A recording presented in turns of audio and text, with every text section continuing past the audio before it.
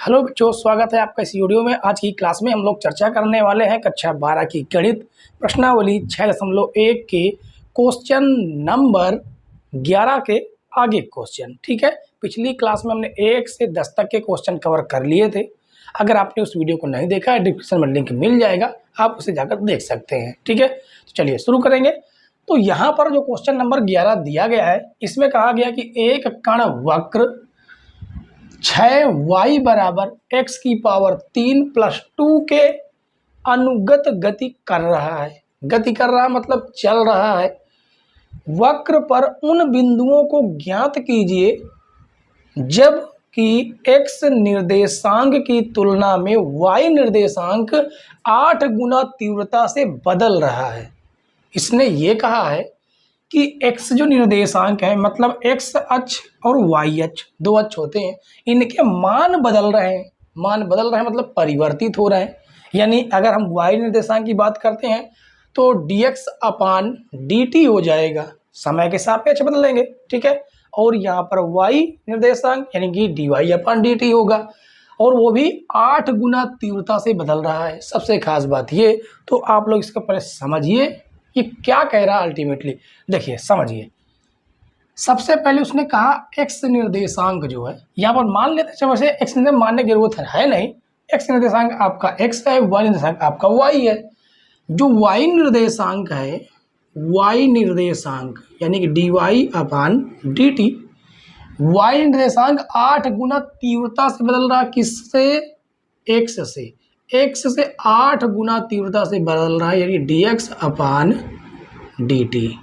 ये दिया गया है, ये आपको दिया गया है। इसको हम बना देते हैं समीकरण 1। ठीक है, और हमें क्या दिया गया है? हमें वक्र दिया गया है। हमें वक्र दे दिया गया है। वक्र क्या दिया है? वक्र दिया है 6y बराबर x क्यूब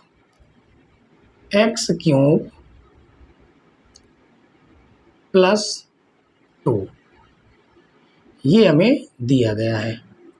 ठीक है, और इसका हम नाम दे देते हैं समीकरण 2। इसका नाम हम समीकरण 2 दे देते हैं। अब हमें करना क्या है? उसने कहा बिंदुओं को ज्ञात कीजिए। यहाँ पर dy/dt दिया गया है, जो कि एक dx/dt से 8 गुना है। तो हमें करना ये होगा कि इस वक्र को t के सापेक्ष अवकलन कर देंगे। ठीक है, t के सापेक्ष क्योंकि यहाँ पर dy/dt है, तो t के सापेक्ष अवकलन करेंगे तो ये हो जाएगा 6, y का हो जाएगा dy/dt बराबर x की पावर क्यूब का हो जाएगा 3x², x का हो जाएगा dx/dt प्लस इसका हो जाएगा 0। अवकलन किया गया है तो यहाँ से आ जाएगा 6 dy/dt बराबर 3x² dx/dt। ये आपका आया। अब ये 6 आपका गुणे से भाग में आ जाएगा, तो dy/dt बराबर बनेगा 3/6 x² dx/dt। इसको हम काट देंगे, 3 का नम 3, 3 दूनी 6, तो ये आ जाएगा dy/dt बराबर 1/2 x² dx/dt। ठीक है, अब इसको हम बना सकते हैं समीकरण 3। अब करना ये है कि dy/dt दिया गया है, यहाँ से वैल्यू उठाकर समीकरण 3 में रख देना है। ठीक है, तो लिखेंगे इसको हम कि समीकरण 1 से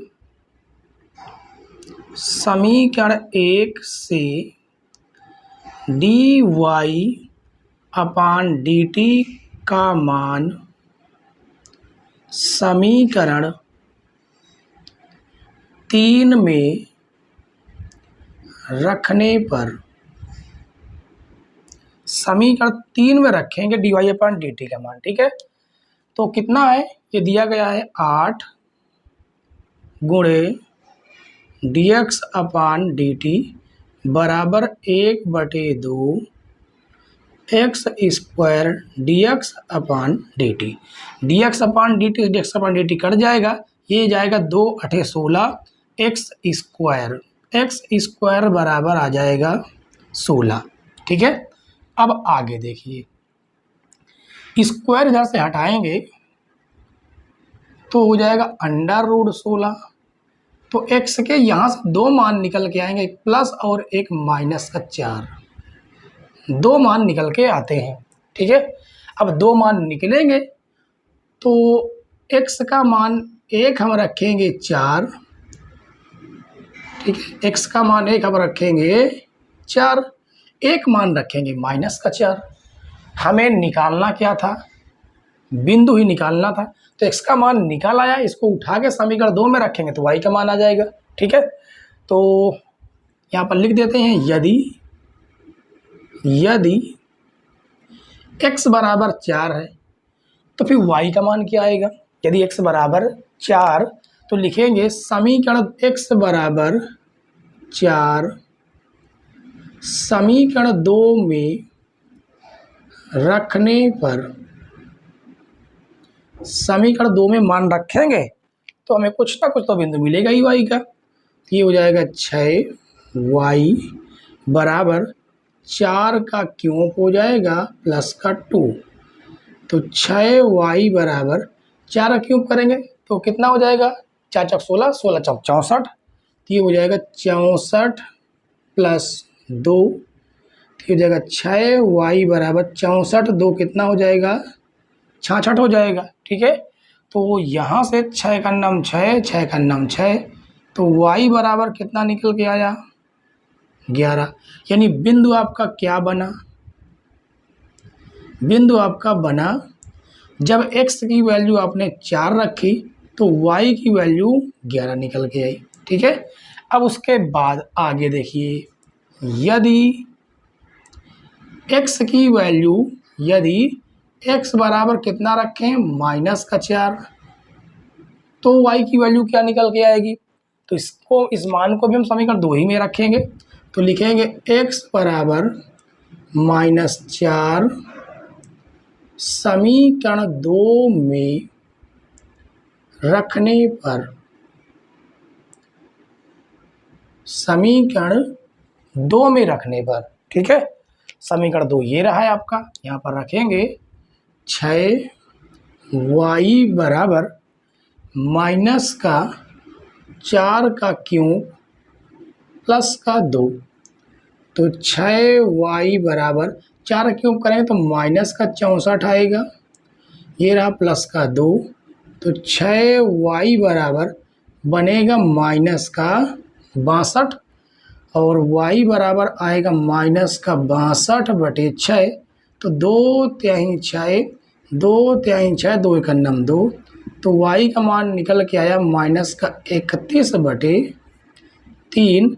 तो आपका जो बिंदु निकल के आएगा, बिंदु वो माइनस का 4 कामा 31/3 है। एक बिंदु ये रहा, एक बिंदु ये रहा, यही दोनों आपके आंसर होंगे। ठीक है, बेहतरीन क्वेश्चन है बच्चों। किस वजह से, इस खास वजह से जो ये चीज दे दी गई ना, x निर्देशांक की तुलना में y निर्देशांक 8 गुना तीव्रता से बदल रहा है, इस वजह से ये मोस्ट इंपॉर्टेंट क्वेश्चन है। इस पर आप लोग स्टार लगाइए, डबल स्टार लगाइए। ठीक है, बेहतरीन क्वेश्चन है ये। उम्मीद है बच्चों आपको ये क्वेश्चन समझ में आ गया होगा। समझ में ना आया हो तो आप लोग कमेंट करके जरूर पूछिएगा। कोई दिक्कत हो, कोई परेशानी हो तो आप लोग पूछ सकते हैं। ठीक है, चलिए शुरू करेंगे। क्वेश्चन नंबर कौन सा है, क्वेश्चन नंबर 11 के बाद क्वेश्चन नंबर 12 शुरू करते हैं बच्चों। क्वेश्चन नंबर 12, क्वेश्चन नंबर 12 में कहा गया हवा के एक बुलबुले की त्रिज्या 1/2 सेंटीमीटर प्रति सेकंड की दर से बढ़ रही है। बुलबुले का आयतन किस दर से बढ़ रहा है जबकि त्रिज्या 1 सेंटीमीटर है। यहाँ पर क्या दिया गया है कि बुलबुले की त्रिज्या बढ़ रही है, यानी बुलबुला होता आपका कैसा है, बुलबुला गोल होता है। ठीक है, अब गोले की कुछ तो त्रिज्या रही होगी, तो मान लेते हैं गोले की त्रिज्या r है, इसका आयतन जो है वो v है। ठीक है, तो लिखेंगे माना बुलबुले का आयतन, माना बुलबुले का आयतन V तथा त्रिज्या R सेंटीमीटर है, ये हमने मान लिया। ठीक है, अब हमें दिया क्या गया है, बुलबुले की त्रिज्या बढ़ रही है, मतलब हमें दिया गया है dr/dt 1/2 सेंटीमीटर प्रति सेकेंड, ये हमें दिया गया है। और हमसे पूछा गया है कि बुलबुले का आयतन किस दर से बढ़ रहा है, यानी dv/dt, ये हमसे पूछा गया है। और त्रिज्या हमें दे दी गई है, r का मान कितना है, 1 सेंटीमीटर दिया गया है। ठीक है, तो इसमें आयतन का फार्मूला लगेगा, क्योंकि r त्रिज्या कोई फार्मूला नहीं, सीधे आयतन का हम लोग लगाएंगे। तो लिखेंगे बुलबुले का आयतन, बुलबुला होता कैसा है, गोल होता है, तो बुलबुले का आयतन, यानी यहाँ पर गोले का आयतन का फार्मूला लगेगा, जो कि होता है 4/3 पाई r क्यूब, ये फार्मूला होता है। आयतन को हम लोग v से डिनोट करते हैं, और ये हो गया 4/3 पाई r क्यूब। अब इसका हम लोग अवकलन करेंगे, किसके सापेक्ष, t के सापेक्ष। तो t के सापेक्ष इसका अवकलन करेंगे तो v का हो जाएगा dv/dt बराबर 4/3 पाई, ये तो आपका अचर पद है, और r का हो जाएगा 3r², r का हो जाएगा dr/dt।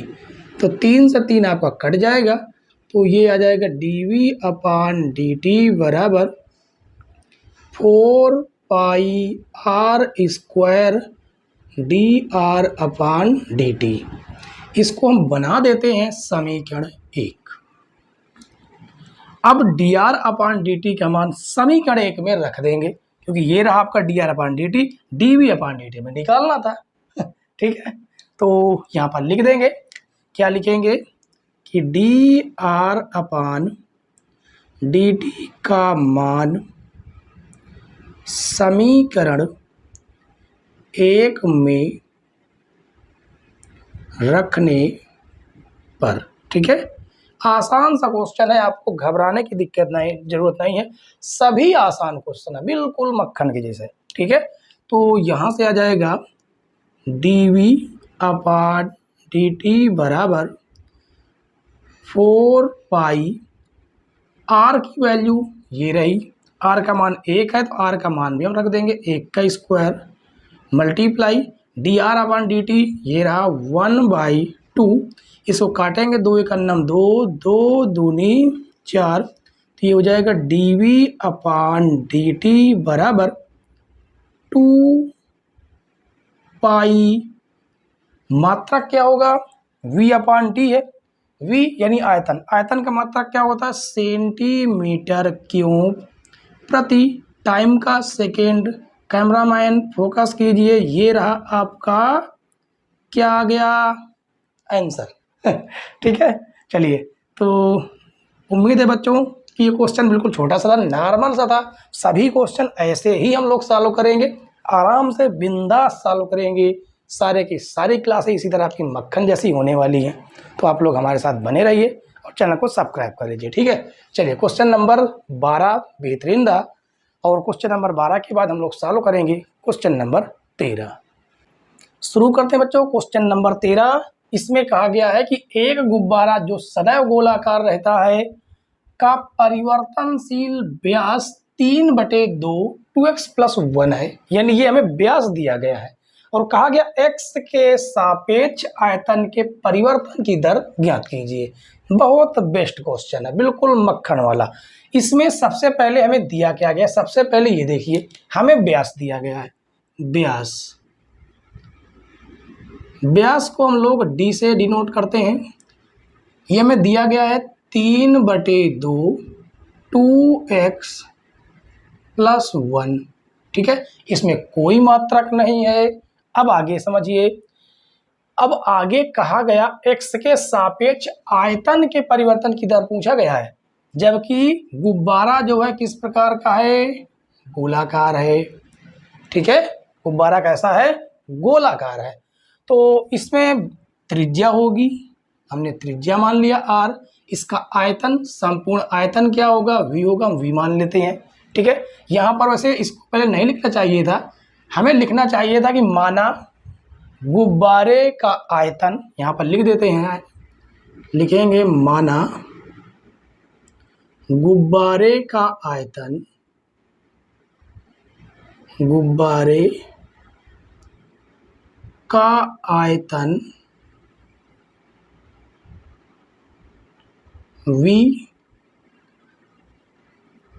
तथा त्रिज्या r है। व्यास आपका ये रहा। जरूरत हमें त्रिज्या की पड़ेगी, क्योंकि जब हम फार्मूला लगाएंगे, कौन सा लगाएंगे, गुब्बारे का आयतन का क्षेत्रफल, तो वहां हमें त्रिज्या जरूरत पड़ेगी, तो हमें त्रिज्या निकालनी पड़ेगी।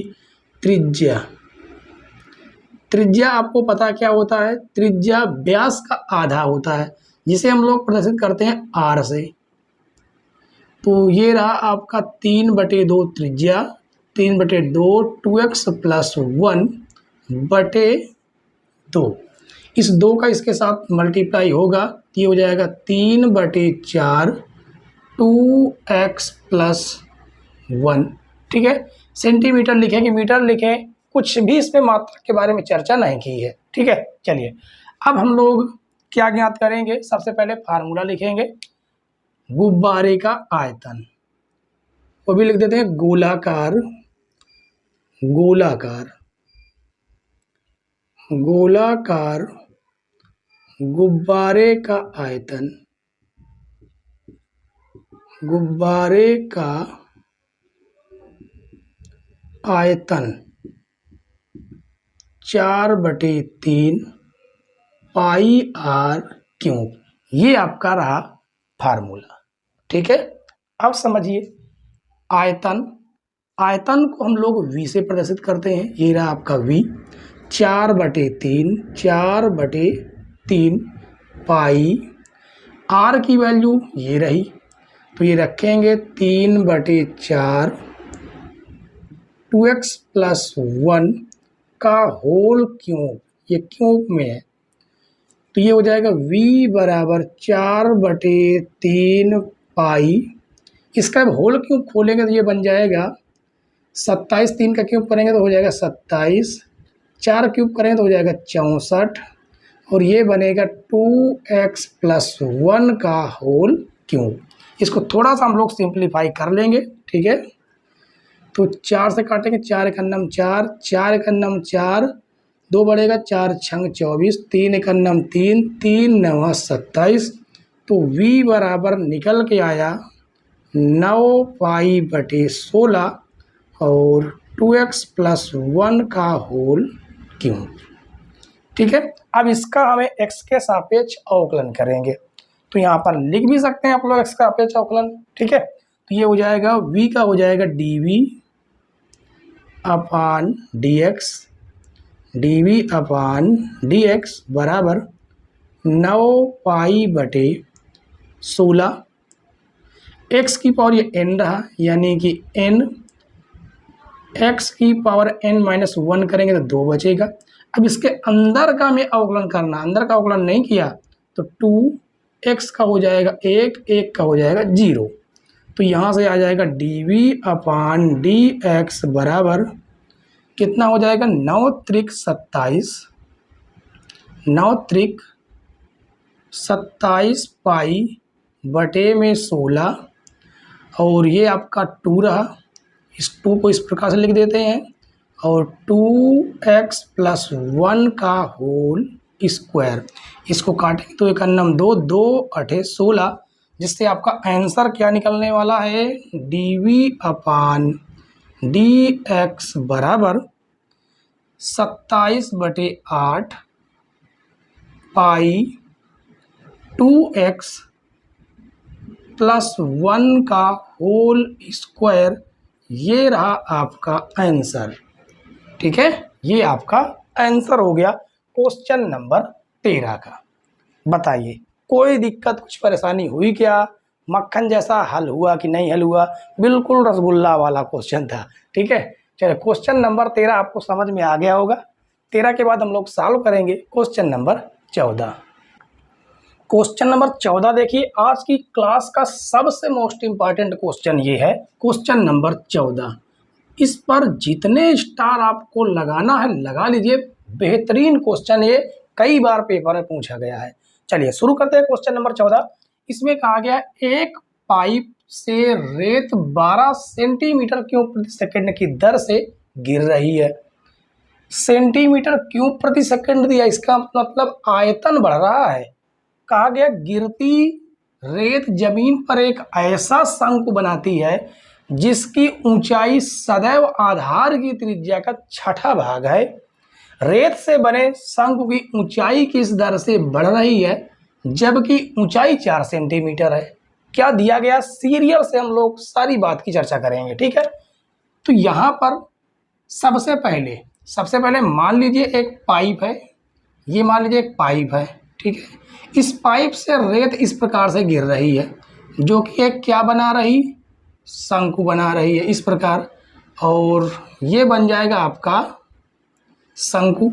शंकु में त्रिज्या होगी, r त्रिज्या होगी, इसकी कुछ ऊंचाई होगी, ऊंचाई मान लेते हैं, इसका कुछ आयतन होगा। तो इसी को सबसे पहले हम लिखेंगे कि माना शंकु का, माना क्या मानेंगे, गिरती रेत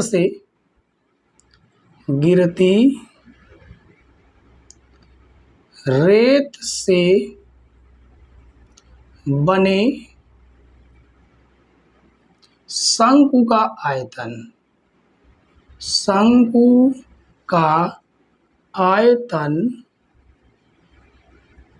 बने शंकु का आयतन v तथा त्रिज्या r व ऊंचाई h है। ठीक है, आयतन v माना, त्रिज्या r माना, ऊंचाई h है। तो सबसे पहले हमें क्या दिया गया, सबसे पहले वो निकाल के हम लोग रख लेंगे। सबसे पहले ये दिया गया कि 12 सेंटीमीटर क्यूब प्रति सेकंड की दर से रेत गिर रही। अब रेत गिर रही है तो इसका आकार बढ़ रहा ना, जब इसका आकार बढ़ रहा इसका मतलब इसका आयतन बढ़ रहा। और आप ऐसे ही पहचान सकते हैं, सेंटीमीटर क्यूब किसका मात्रक होता, आयतन का। यानी कि हमें दिया गया है dv/dt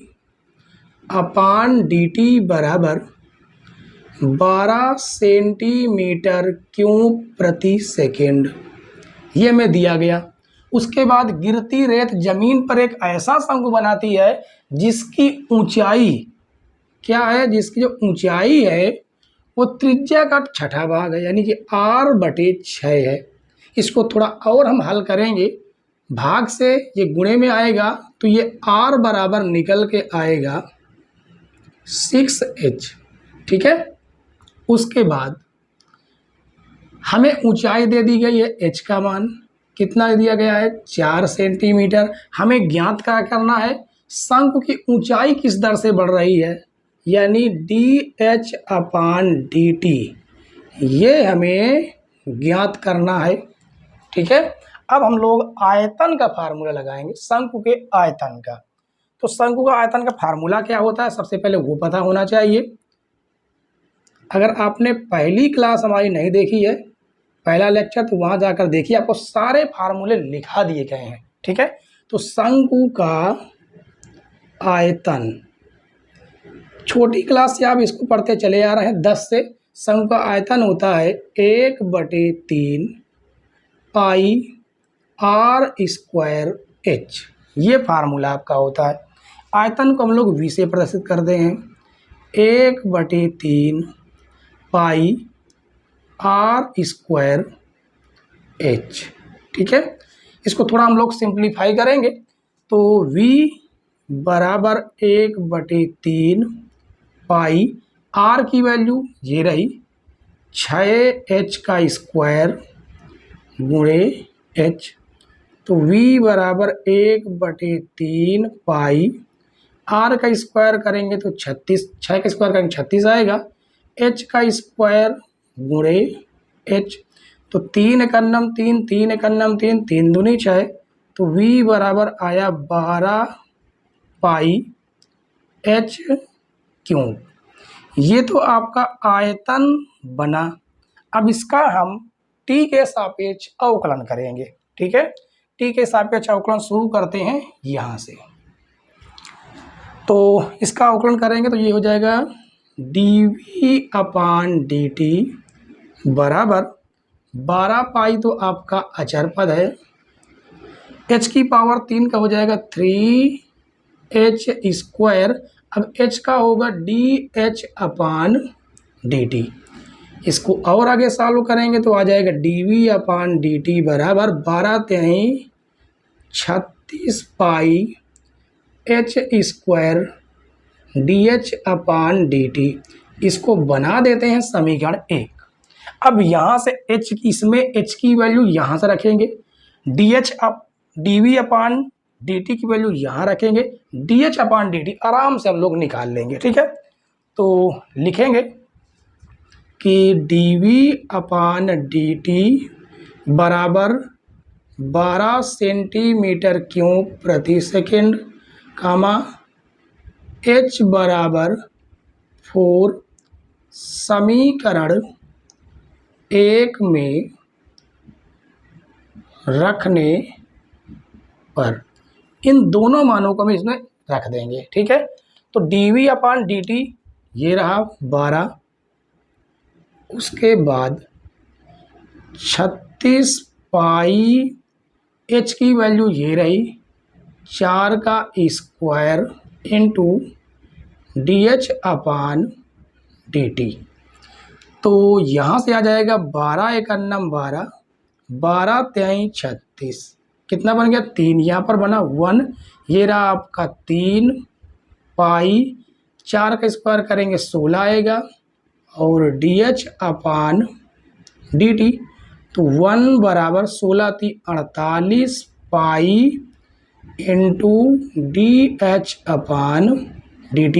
ये आपका डिवाइड से मल्टीप्लाई में आ जाएगा, जिससे dh/dt बराबर आएगा, कैमरामैन फोकस कीजिए, आंसर आने वाला है 1/48 पाई h।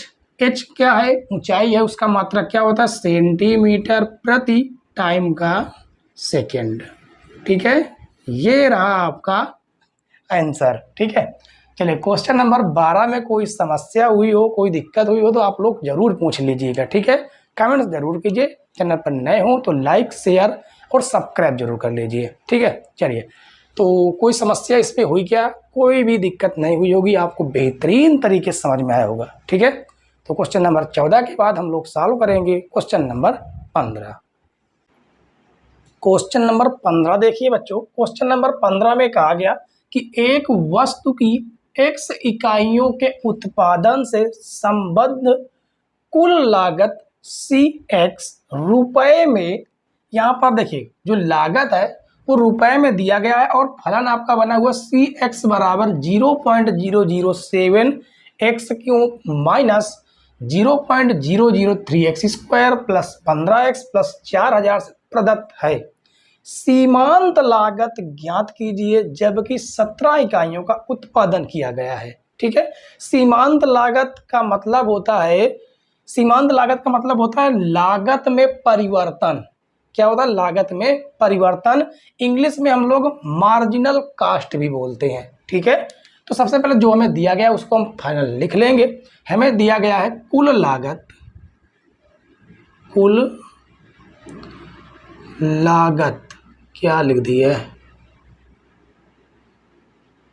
कुल लागत जो कि आपका CX के फलन के रूप में है 0.007x³ minus 0.0003x² plus 15x plus 4000। ठीक है, ये आपका क्या दिया गया है, सीमांत लागत दिया गया है। उसके बाद अब हम करेंगे क्या, हमें सीमांत लागत नहीं, कुल लागत दिया गया है। ठीक है, सीमांत लागत निकालना। सीमांत लागत का मतलब होता है, यहाँ पर हम लोग लिखेंगे सीमांत लागत। सीमांत लागत का मतलब होता है लागत में परिवर्तन, जिसको हम मार्जिनल कॉस्ट M/C भी बोल सकते हैं। ठीक है, ये आपका किसके बराबर है, CX का।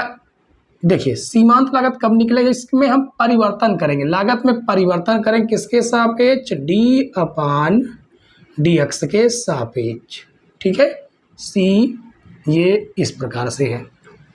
अब हम यहाँ पर वैल्यू रखेंगे तो ये हो जाएगा M/C बराबर D/dx, और उसके बाद CX ये रहा आपका, इसको हम यहाँ पर लिखेंगे तो क्या आएगा, जो लिखा गया वही आएगा, यानी कि 0.007x³ minus 0.003x² plus 15x plus 4000। इसका x के सापेक्ष अवकलन कर देंगे। ठीक है, ये हो जाएगा M/C बराबर 0.007, ये तो आपका अचर पद है, इसका हो जाएगा 3x² माइनस 0.003 आपका अचर पद, x² का हो जाएगा 2x प्लस 15, x का हो जाएगा 1, 4000 का हो जाएगा 0। ठीक है, तो यहाँ से आएगा M/C बराबर 7×21, कितना आया 21, 3 अंक पे हम लोग है तो 1 2 3, और ये हो जाएगा x² माइनस 2×3 6, 0.0 x प्लस 15। ये हो गया आपका जो फलन अवकलन करने के बाद बचा। ठीक है, इसको हम बना देते हैं समीकरण 1। एक बात यहाँ पर और कही गई है, जबकि 17 इकाइयों का उत्पादन किया गया है, मतलब x की जो वैल्यू है कितनी है, 17। x बराबर 17 समीकरण 1 में रखने पर, जहां भी x बराबर 17 है वहां पर हम रख देंगे, सॉरी जहां पर भी x आपको दिख रहा है वहां पर 17 रख देंगे, तो हो जाएगा M/C बराबर 0.021 गुणे 17 का स्क्वायर माइनस 0.006 गुणे 17, और प्लस में ये रहा आपका 15। ठीक है, इसे थोड़ा हम लोग सॉल्व कर लेंगे। M/C बराबर ये जगह 0.021, 17 का स्क्वायर करेंगे 289 आ जाएगा, माइनस इसका हम गुणा कर देंगे, 7 6 7 42 के 2, 6 6 और 6 4 हो जाएगा 10, तो हो जाएगा 6 7 42, यानी 17 6 102। एक प्रकार से 3 अंक पे हम लोग तो 1 2 3, और प्लस में आपका हो जाएगा 15। ठीक है, अब इसका हम लोग मल्टीप्लाई करेंगे, इसका तो मल्टीप्लाई करना ही पड़ेगा, जो कि आपका आएगा M/C बराबर, इसका हम बाहर गुणा कर लेते हैं, 289 गुणे 21, यह आ जाएगा 9 8 2, 2 नहीं 18 के 8 हासिल 1, 2 8 16, 16 1 17 के साथ हासिल 1, 2 1 9, 2 2 4 1 5, 9 8 8 16 के 6 हासिल 1, 7 2 9 10 के 0 हासिल 1, और उसके बाद इसको हम लिखेंगे 6069, 1 2 3, 3 अंक पे दशमलव, ये रहा दशमलव आपका, माइनस और 0.102 प्लस 15। ठीक है, अब ये हो जाएगा m इंटू सी बराबर, इसको जोड़ेंगे 15 और 6, 15 6 कितना हो गया 21.069 माइनस 0.102। अब हम करेंगे क्या कि 21.069 से घटा देंगे 0.102 को, तो 9 में से 2 जाएगा 7, ये हो जाएगा 6, 10 में से 1 जाएगा, हो जाएगा 9.02। तो आपका जो सीमांत आया, सीमांत लागत m इंटू सी बराबर 20.967 रुपये में कहा गया है। तो ये रहा आपका आंसर। ठीक है, तो उम्मीद है बच्चों कि बिल्कुल बेहतरीन सवाल था, आराम से आपको समझ में आ गया होगा। करना क्या है, जो आपको कुल लागत दी गई है उस लागत का हमने x के सापेक्ष अवकलन किया। ठीक है, अवकलन क्यों किया, क्योंकि कुल लागत का परिवर्तन ही होता है सीमांत लागत। लागत के परिवर्तन को ही हम लोग बोलते हैं सीमांत लागत। अब हमने परिवर्तन किया x के सापेक्ष, क्योंकि यहाँ पर पूरा फलन ही आपका x के सापेक्ष है, फलन ही आपका पूरा x है, तो x के सापेक्ष अवकलन किया, आपका समीकरण 1 बना। x की वैल्यू यहाँ से हमने रखी, क्योंकि यहाँ पर x की वैल्यू दिया गया है 17 इकाई, x की वैल्यू को रख दिया। उसके बाद सलूशन आपके हाथ में है, सॉल्व कर दिए आंसर। ठीक है, इतना ही केवल आपको करना है। तो उम्मीद है बच्चों क्वेश्चन नंबर 15 आपको समझ में आ गया होगा, और इसके बाद हम लोग सॉल्व करेंगे क्वेश्चन नंबर 16। शुरू करते हैं क्वेश्चन नंबर 16। इसमें भी वही काम करना जो हमने क्वेश्चन नंबर 15 में किया था, बस थोड़ा सा अंतर है। अंतर क्या है कि कहा गया किसी उत्पाद की x इकाइयों के विक्रय से प्राप्त कुल आय Rx रुपयों में, Rx ये आपका फलन दिया गया है, से प्रदत्त है सीमांत आय ज्ञात कीजिए जब x बराबर 7 है। सीमांत आय का मतलब होता है कि जो हमें आय, कुल आय दी गई है Rx, उस Rx में कुल आय में परिवर्तन, परिवर्तन को ही हम लोग क्या बोलते हैं, सीमांत। और यहाँ पर क्या है कि कुल आय है, इंग्लिश में बोलेंगे सीमांत आय को, इंग्लिश में बोलेंगे मार्जिनल रेवेन्यू। ठीक है, तो हम लोग सबसे पहले यहाँ पर लिखेंगे, हमें जो दिया गया है कुल आय, कुल आय, कुल आय Rx बराबर 13x² प्लस 26x प्लस 15, ये हमें दिया गया है। हमें क्या चाहिए, सीमांत आय, तो लिखेंगे सीमांत आय, इंग्लिश में बोलते हैं marginal revenue, m into R, किसके बराबर होगा, परिवर्तन होगा किसमें, Rx में, उसे जो परिवर्तन होगा उसी को हम लोग बोलते हैं सीमांत आय। ठीक है, x के सापेक्ष, इसका मतलब है कि Rx का अवकलन करेंगे हम लोग। तो शुरू करते हैं। हमें दिया गया है m इंटू आर बराबर d/dx, और r इंटू एक्स ये रहा, इसको हम यहाँ पर लिखेंगे तो आ जाएगा 13x² प्लस का 26x प्लस का 15, कर देते हैं इसका अवकलन।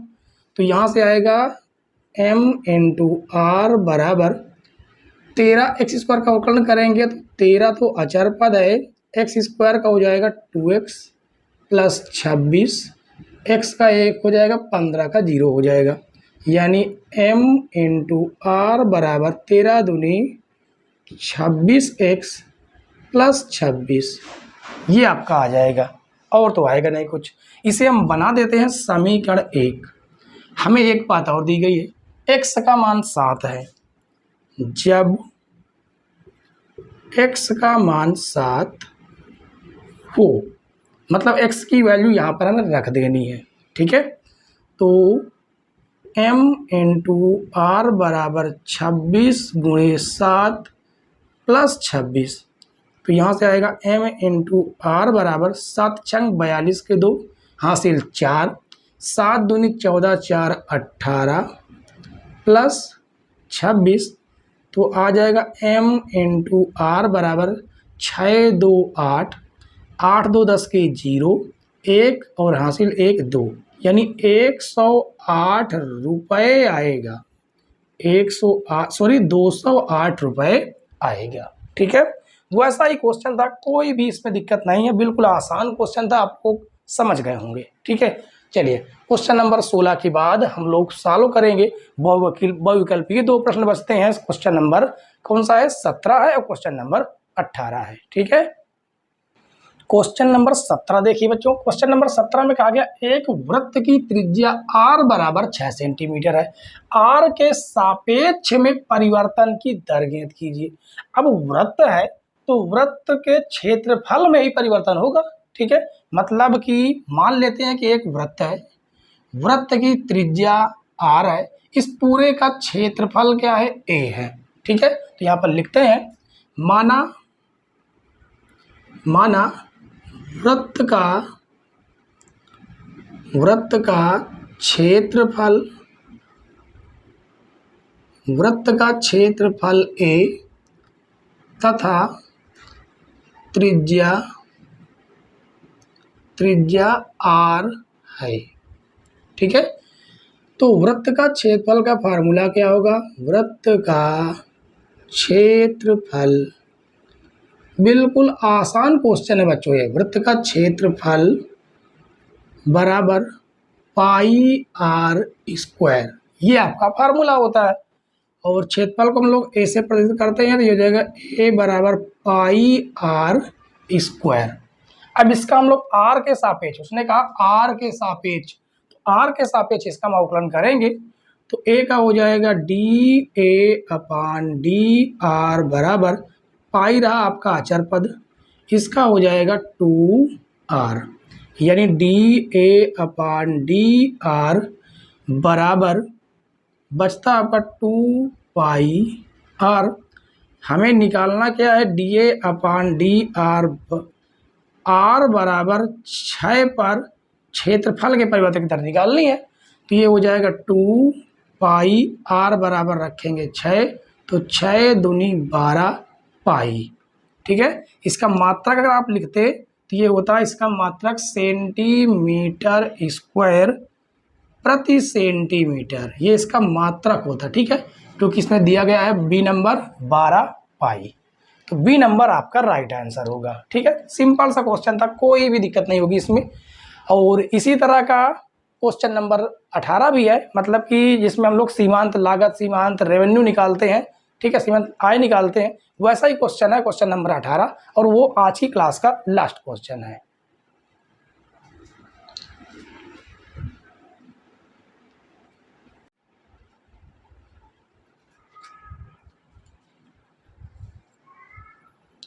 क्वेश्चन नंबर 18 देखिए बच्चों, जो क्वेश्चन नंबर 18 है ये क्वेश्चन नंबर 15 और 16 के जैसे ही है, ठीक है। उसी प्रकार हम लोग सॉल्व करेंगे।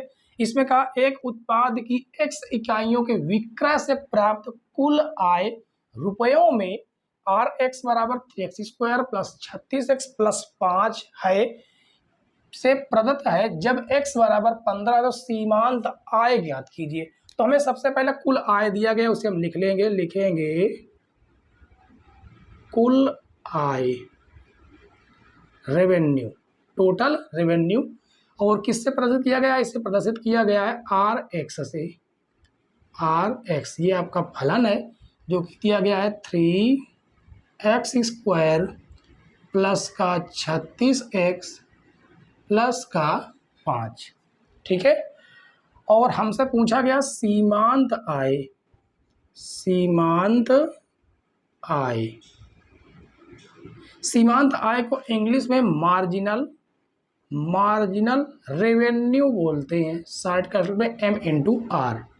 ये होता क्या है, कुल आय में परिवर्तन, यानी कि D/dx RX, ये हमें निकालना होगा। ठीक है, तो यहाँ पर दिया गया है M/R बराबर D/dx और RX की वैल्यू दी गई है, ये जो आपका फलन दिया गया है ये है 3x² प्लस का 36x प्लस का 5।